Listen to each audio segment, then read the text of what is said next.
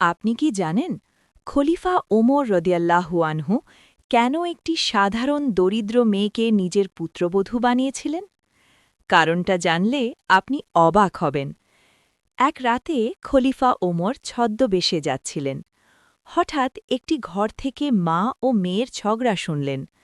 মা বলছিলেন, দুধে পানি মিশিয়ে দাও, লাভ বেশি হবে।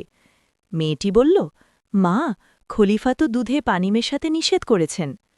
মা রেগে বললেন, ওমর কি এখন আমাদের দেখছেন?